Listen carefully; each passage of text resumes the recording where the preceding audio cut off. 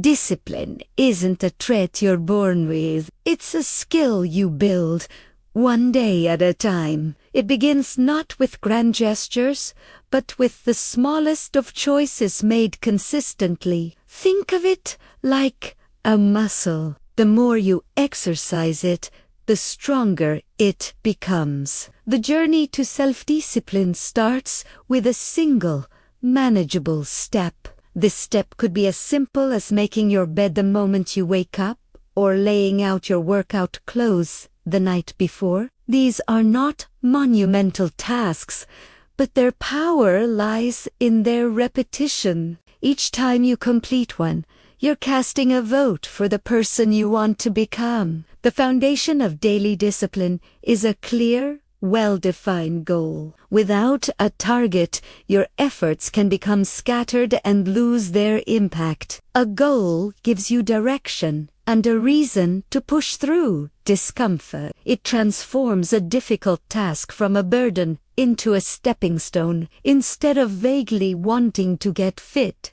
specify it. Aim to walk for 20 minutes every morning. Instead of writing more, commit to writing 100 words each day. Specificity makes the goal measurable and transforms an abstract desire into a concrete plan of action. This clarity is what fuels your daily practice. Once your goal is set, the next step is to create a routine. Humans are creatures of habit.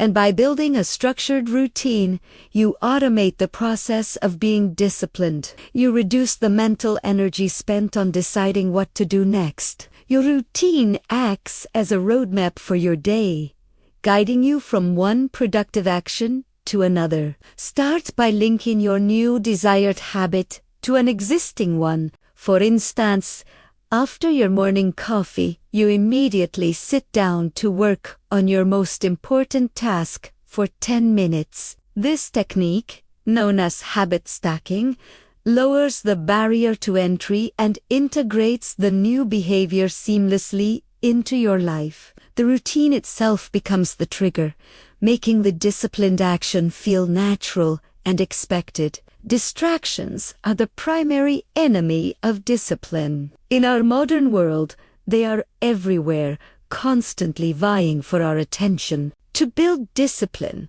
you must be intentional about creating an environment that supports your goals rather than one that sabotages them. If you want to focus on reading a book, leave your phone in another room. If you're trying to eat healthier, don't stock your pantry with junk food. This isn't about willpower alone.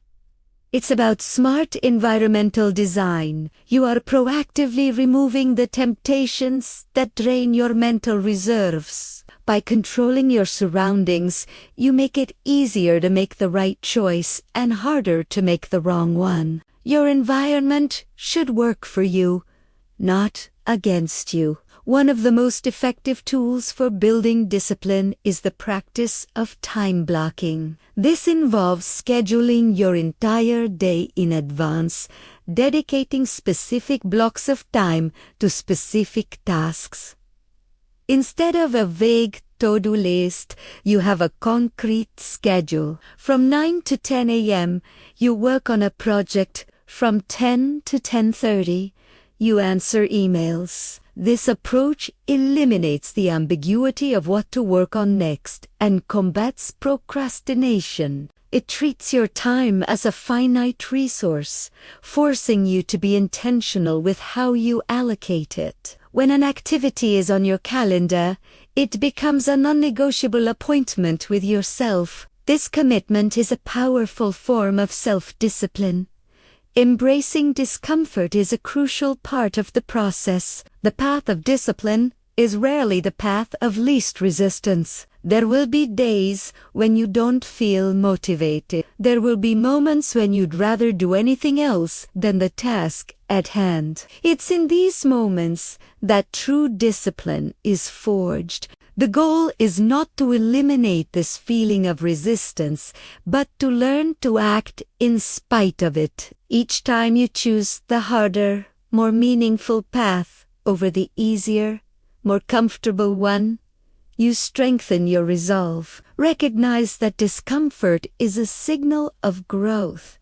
It's the friction that polishes you. Pushing through it, even for just a few minutes, builds momentum and reinforces your capacity for self-control. Self-discipline is also about keeping promises to yourself. Every time you set a small goal and achieve it, you build If you say you're going to wake up at 6 a.m.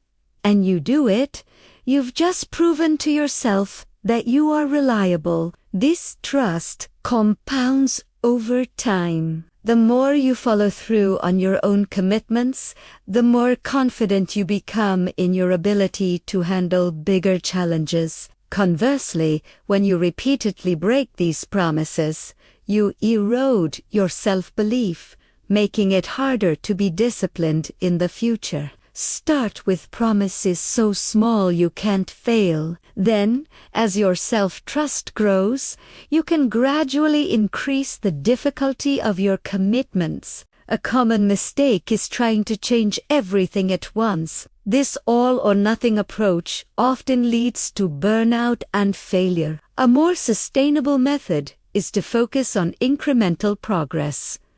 The principle of 1% better each day is powerful. Instead of trying to overhaul your entire life overnight, identify one small area for improvement. Focus on mastering that one habit. Once it becomes automatic, you can then move on to the next. This slow, steady approach allows the new habits to take root. It makes the process feel less overwhelming and more achievable, increasing the likelihood that you'll stick with it for the long term.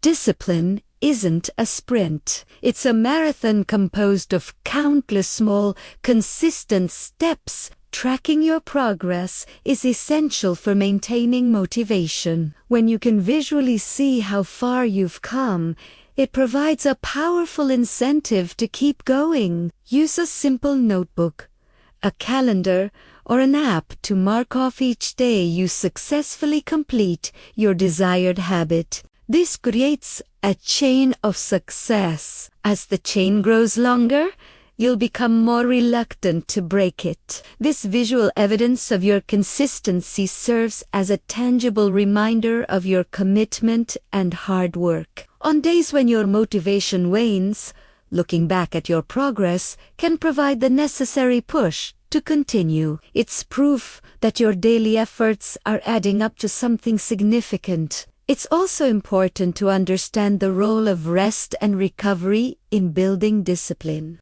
Pushing yourself relentlessly without breaks is a recipe for burnout, which can completely derail your efforts. Discipline isn't just about hard work. It's also about the wisdom to know when to step back and recharge. Schedule downtime into your routine just as you would schedule work. This planned rest isn't a sign of weakness. It's a strategic component of sustainable performance. It allows your mind and body to recover, ensuring you have the energy and mental clarity to remain disciplined over the long haul. A well-rested mind is a more disciplined mind. Forgiveness is an often overlooked aspect of discipline. You will have off days.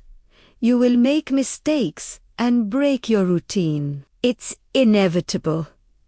The key is how you respond to these lapses. A rigid, all-or-nothing mindset may lead you to give up entirely after one misstep. A disciplined mindset, however, involves acknowledging the slip-up without judgment and getting right back on track with the very next choice. One bad meal doesn't have to ruin a week of healthy eating. One missed workout doesn't mean you should abandon your fitness goals. The true test of discipline is not in achieving perfection, but in the ability to recover from imperfection quickly.